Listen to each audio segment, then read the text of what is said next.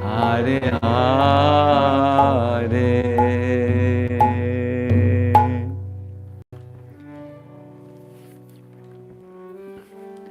I affectionately welcome you to this Compassion Tuesday. We will be practicing today something which we will call building compassion.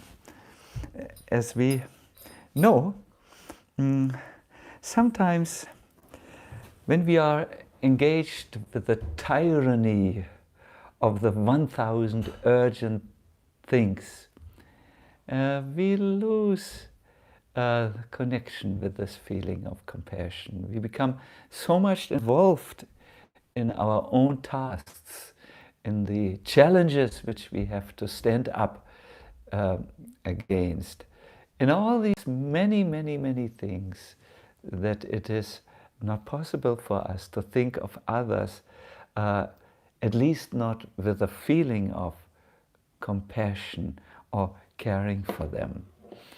I also want to say, before I go right into this building of compassion, where we discuss how to really become strong inside, resilient and able to wish good for others. Before I start, I want to say that this is the last Compassion Tuesday.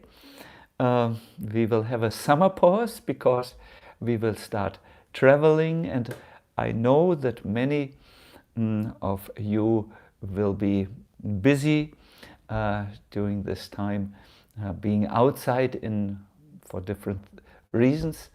So we will resume Compassion Tuesday online in September. However, and this is very important for me to say, I request you to keep up your Compassion Tuesday. Reserve this day out of a week in order to really wish well for others. Train, or let us say, build your compassion muscle so that in your daily life you can be more compassionate.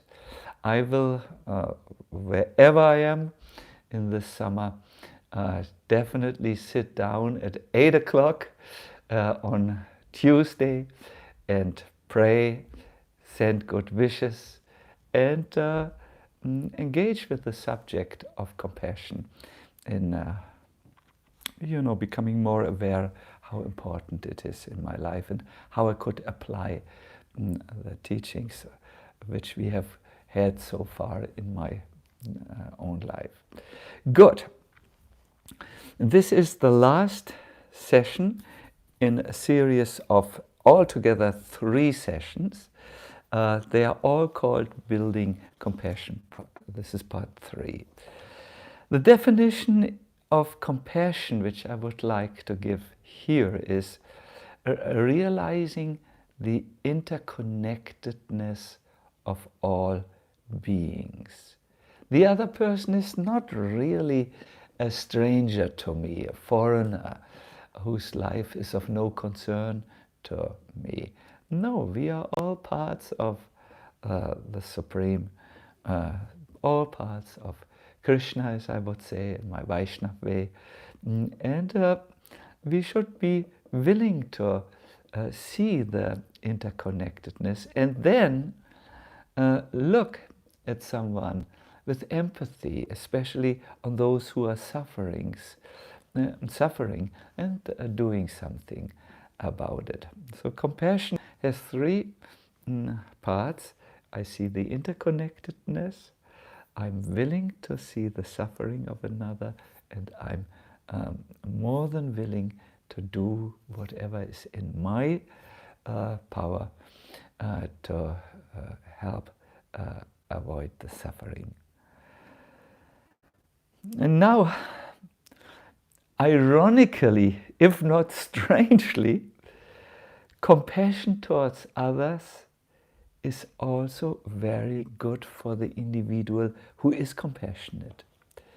In Stanford University, there is one department where compassion and its effect is researched, and they found out if someone acts intentionally out of compassion, they will be taken out of the threat mode, and it puts them into a peaceful, it's all right, or rest mode.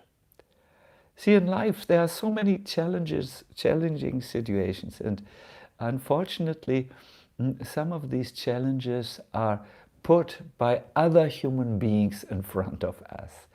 We feel threatened at that time. Oh, this person might act against my self-interest. This person might want to take over my place and push me out. This person is not well-intentioned towards me. And we feel threatened, which is not a very healthy way to live. But if you then find a switch and think what is going on in the life and in the mind of the other person, you're no longer threatened by them. You understand, like a father understands the motivation of his child just by looking at the child. You understand all of a sudden, aha, this is what they are going through. This is what challenges them. Good, good. And you are, by doing this, you're moving out of the being threatened mode or threatening another person. This in itself, there's a lot of research about on this. It boosts your own immune system, it decreases blood pressure, and the length of your thalamus, it's a gland up here, increases over time. What this means is your vagus nerve, which steers all the organs, is enhanced, it is enriched, it's strengthened, and also, believe it or not, you will have a better digestion. As you see, I'm smiling a little bit about this, because the very idea of compassion is to not ask the question, what is good for me, but to ask the question, what is good for the other person. But I'm just mentioning these side effects or side benefits, so that that part in you which is still hesitating whether or not they should be compassionate towards others feels encouraged. You change by getting into this compassion mode. You shift your awareness, your consciousness, and you look with new eyes, fresh into the situation, and discover very, very good things. Anyways, let us not stay too long with this.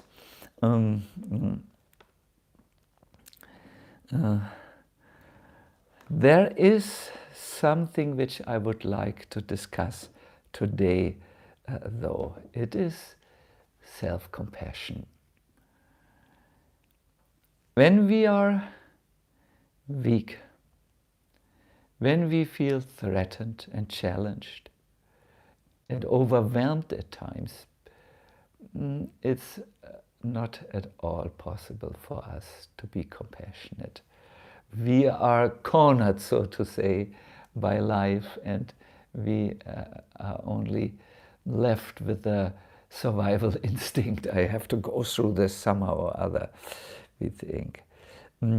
I have seen many people who try to be compassionate become exhausted and suffering from what we could call compassion fatigue.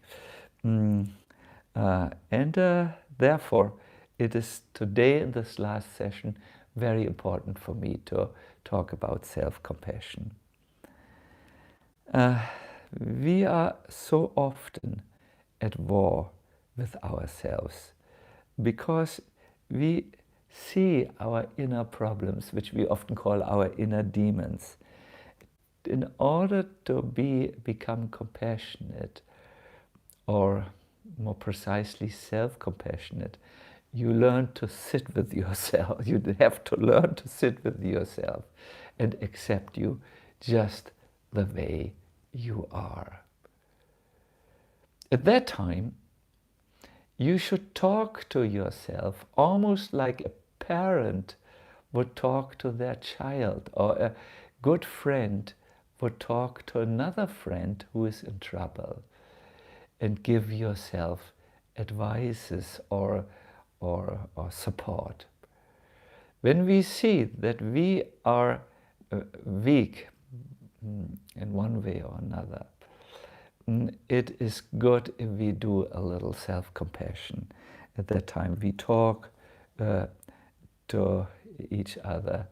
But we need to really start by first of all understanding what is going on inside.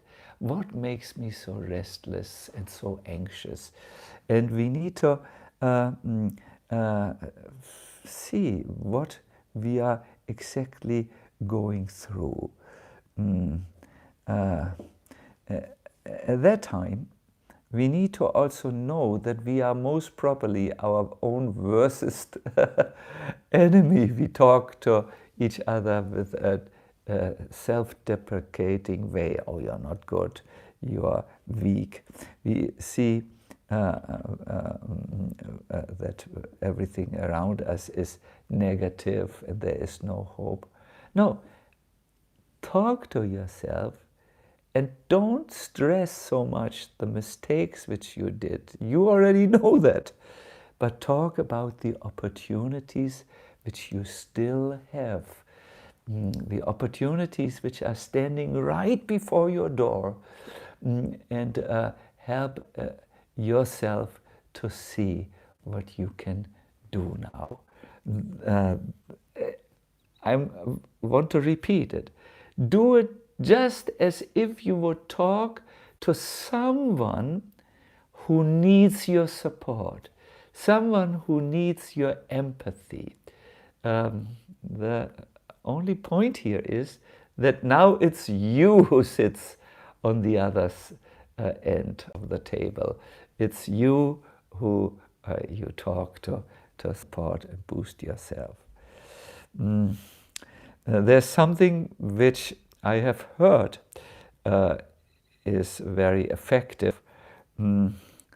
It is the touch, the human touch. Isn't it that we sometimes help another person who's really sobbing and crying by just either putting our hands on their shoulder or by patting them on the shoulder or by just embracing our friend? And isn't it that the human touch often speaks more or tells more, gives more support than many words? So when you talk to yourself in order to build yourself up, you can either hold your hands on your heart, I would say this is the female version, or you can hold your fist on your heart, that's more the male version. Or you can do what I do, just pat yourself like this on the knee and say, gather your wits again, it's not so bad, move on with strength. So the human touch has amazingly a very direct access to the human heart. That's when spiritualists see each other, they often are found embracing each other after a long time of separation, or patting each other on the shoulder, because of the strength of the human touch to shift emotions. So in our little meditation which we will start now, we will add self-compassion to our meditation, and we hope it will give you an idea what you can do yourself. We will start Now I request you to find a good place to sit if you're not already doing so.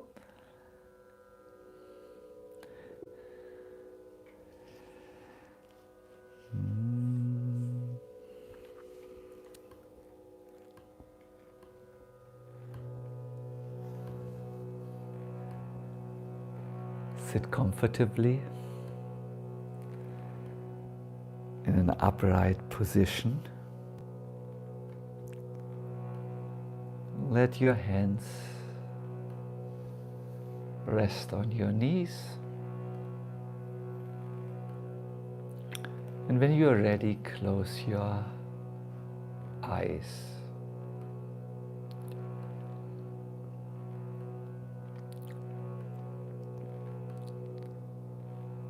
Bring your awareness to your feet and then up to your knees and your hips, and relax.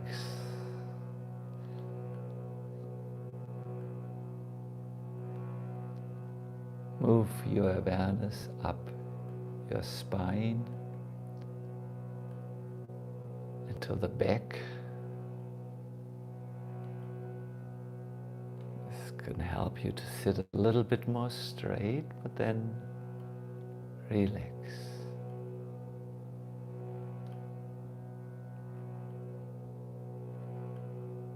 Bring your awareness to your abdomen, your belly, and your chest,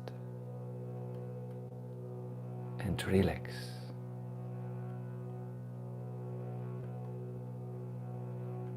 Bring your awareness to your shoulders and down to your elbows, bows and palms of your hand. Relax.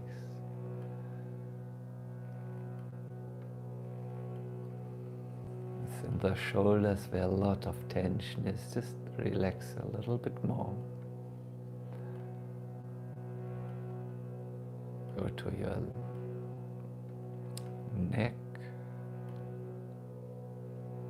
the back of your head, the top of your head, and relax.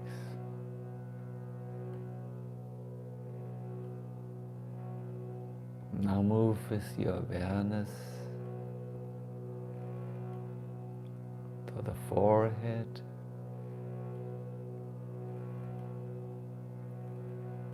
to the eye sockets, the eyes. Relax.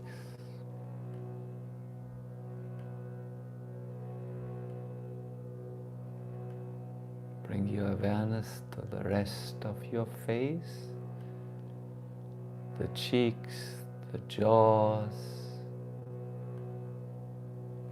the inside of the mouth, and relax.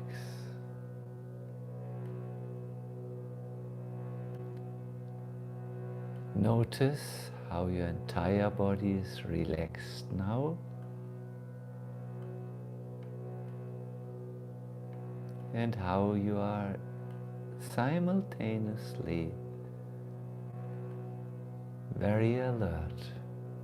The body is relaxed. The mind is peaceful, awake, alert.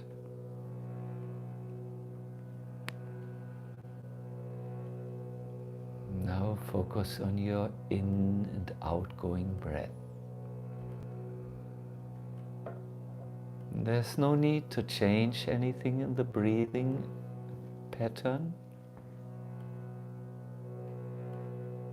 Just notice how the air comes into your nostrils when you inhale. And notice how the air leaves through your nostrils whenever you exhale.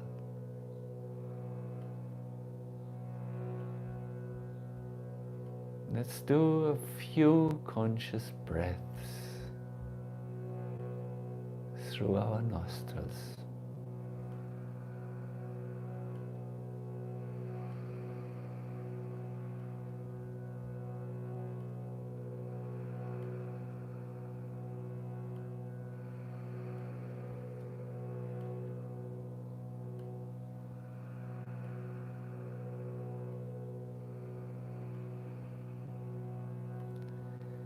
Now imagine that on an inhale you breathe into the heart space.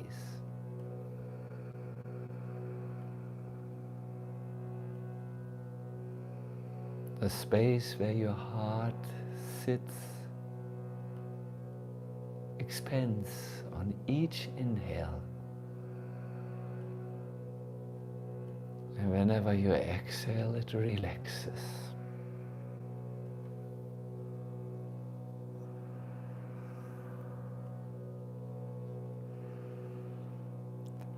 It is here where the eternal self, the soul, resides. It is of the nature of boundless bliss and compassion or love.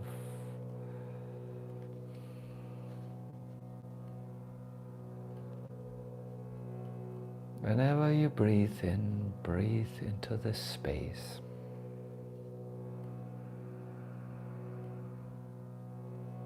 And from this space,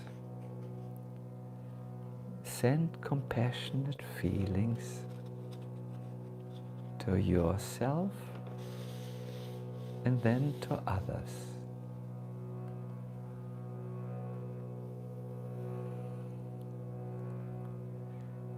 Just like me,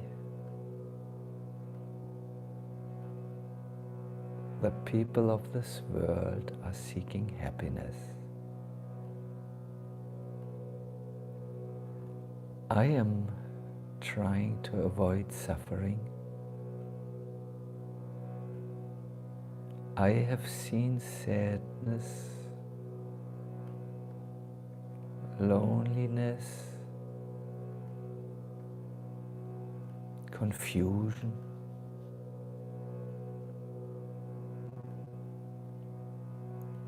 It is my wish that the suffering in my life stops, and also that the suffering in the life of others stop. It is my wish and my prayer that my own sadness, loneliness and confusion goes, and also that the sadness, loneliness and confusion goes in the life of others.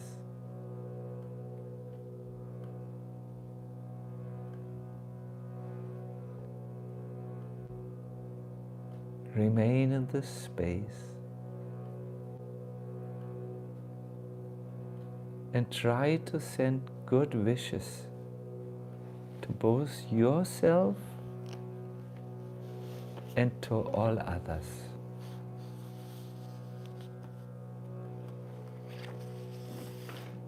Bhaktivinoda Thakur tells us,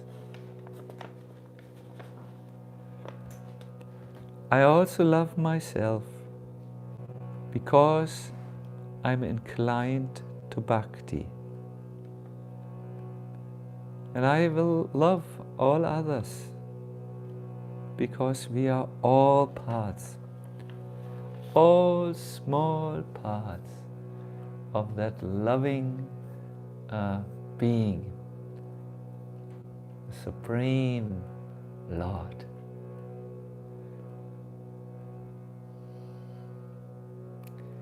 Sit for a while with this consciousness, and then we will engage in a wonderful kirtan.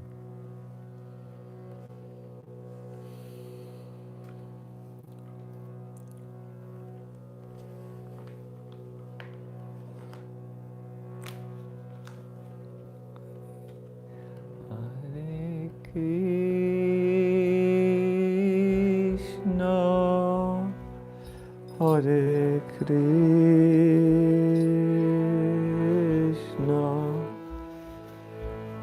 Krishna Krishna,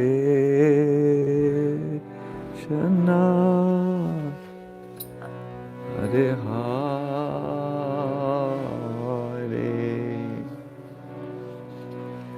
Oh Hare Rama, Hare Rama, Rama Rama, Hare Hare, Hare Krishna, Hare Krishna, Krishna Krishna, Hare Hare, Hare Rama, Hare Rama, Rama Rama, Hare Hare, Hare Krishna, Hare Krishna, Krishna Krishna, Hare Hare, Hare Rama, Hare Rama, Rama Rama, Hare Hare, Hare Krishna, Hare Krishna, Krishna Krishna, Hare Hare, Hare Rama, Hare Rama, Rama Rama, Hare Hare, Hare Krishna, Hare Krishna, Krishna Krishna, Hare Hare, Hare Rama, Hare Rama, Rama Rama, Hare Hare, Hare Krishna, Hare Krishna, Krishna Krishna, Hare Hare, Hare Rama, Hare Rama, Rama Rama, Hare Hare, Hare Krishna, Hare Krishna, Krishna Krishna, Hare Hare, Hare Rama, Hare Rama, Rama Rama, Hare Hare, Hare Krishna, Hare Krishna, Krishna Krishna, Hare Hare, Hare Rama, Hare Rama, Rama Rama, Hare Hare, Hare Krishna, Hare Krishna, Krishna Krishna, Hare Hare, Hare Rama, Hare Rama, Rama Rama, Hare Hare, Krishna, Hare Krishna, Krishna Krishna, Hare Hare,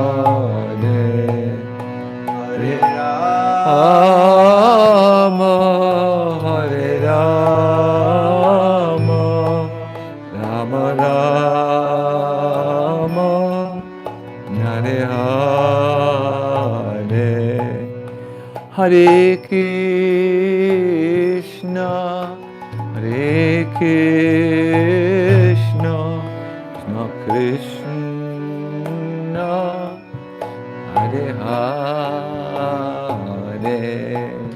Hare Rama, Hare Rama, Rama Rama, Hare Hare, Hare Krishna, Hare Krishna, Krishna Krishna, Hare Hare, Hare Rama, Hare Rama, Rama Rama, Hare Hare, Hare Krishna,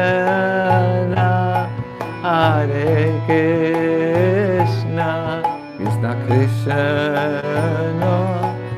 Hare Hare, Hare Rama, Hare Rama, Rama Rama, Hare Hare, Hare Krishna,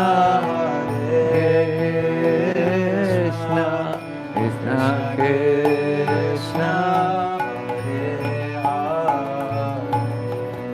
Hare Rama, Hare Rama,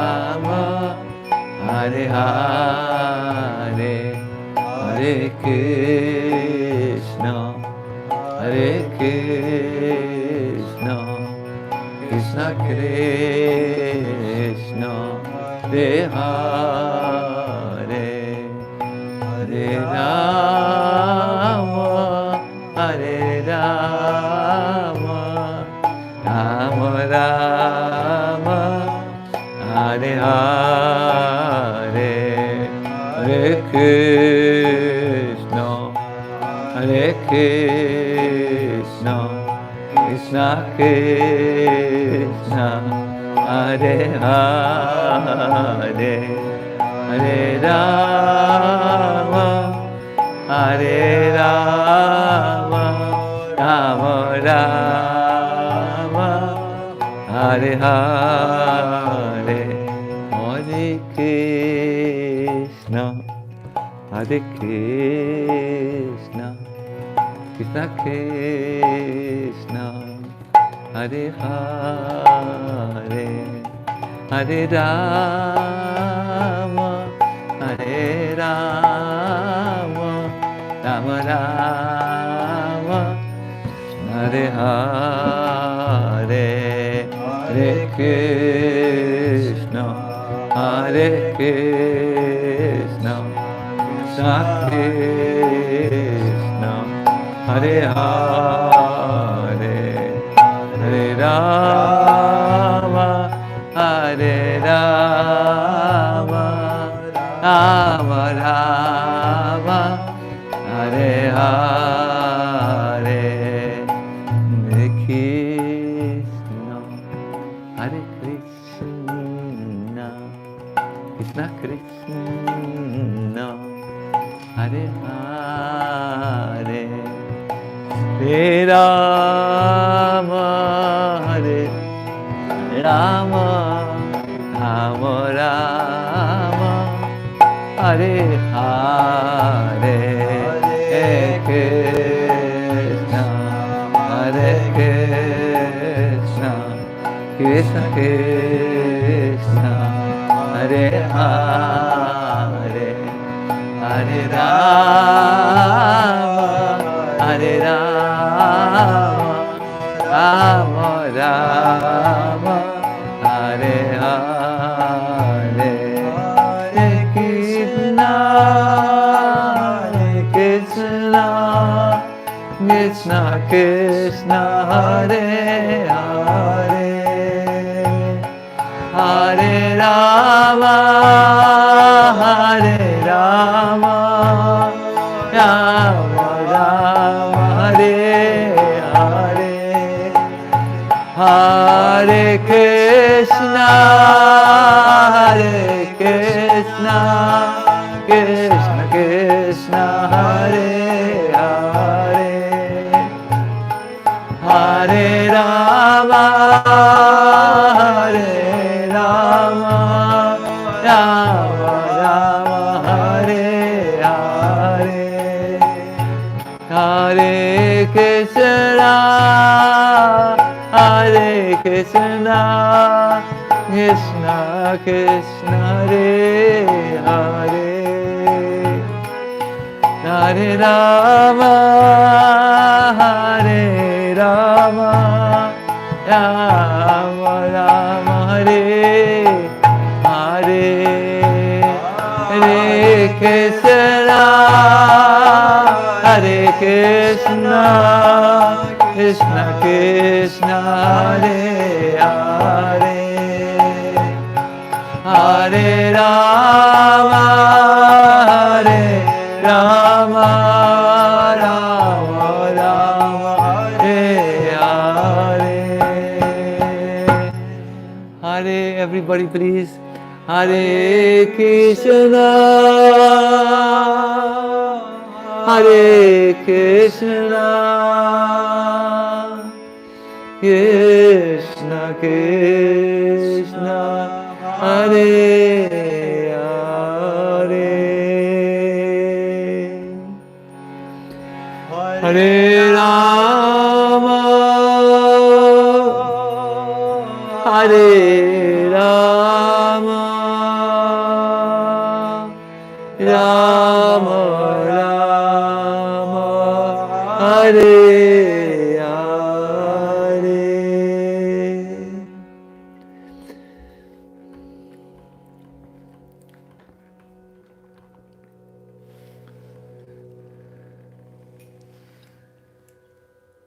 Everything in our life starts with the right thought. There is a very, very often quoted statement which I heard in many, many contexts, but I will read to you what the Chinese philosopher Lao Tzu says about this in his words. I will quote this often quoted statement. From good thoughts come good action. From good actions come good habits. From good habits come a good character. And from a good character comes a very good destination in life. So please continue cultivating compassionate thoughts. I will repeat what I said in the beginning. We will now make a summer pause as far as the online presentations are concerned, but obviously we won't make a pause in compassion. Each Tuesday I will personally continue with prayers, meditations for the welfare of others, and I can suggest only that try to also keep the good thoughts open, because good thoughts bring good actions, those bring good habits, and the good habits bring a fantastic, elevating destination in your life. There is another thing I would like to leave you with. Many years ago, I was given a quotation from the Dalai Lama, how he starts his day. And I thought it was good, very good, to start with such affirmations. And then I made my own affirmations. I put them down on a piece of paper. It is these affirmations in the beginning of the day that will help you to be a more compassionate person. I will read this to you. Today I'm grateful to the Lord that I have woken up for another day. I'm so grateful that I have this precious human form of life, which is the greatest gift for practicing self-realization. I can get out today, out of my own little world, and make a determined effort to not waste my time today. I'm going to use my energies and my talents wisely to develop my own spiritual life and to help others as a compassionate friend to move on. I feel in this a little affirmation, a lot of wisdom is there. These things remember us or remind us that we have this precious human form of life, this precious time ahead of us. We can use it for our own spiritual progress and also to be of help for others in their life. Imagine how God, how Krishna looks at all of us. He looks at us with compassion. He gives us air to breathe. He gives us space to think. And He is every day ready to forgive us our minor and major mistakes and to accept us. A compassionate person tries to look at the world with divine vision, with these qualities, and not with a material vision, where he judges others. It was a genuine pleasure for me to share my own practice with you each Tuesday. All what we have done on these Compassion Tuesdays can be found online and in my YouTube channel. I especially recommend the last 3 sessions, which were all on building compassion, strengthening our compassion. But I hear different people who come back to me say they got something out of this session or that session. It's totally individual. And see you all for Compassion Tuesday in September after the summer pause. I will still be active on the social medias with other programs. You can find them on my Facebook page. All the best for you, and keep the compassionate spirit alive in your heart.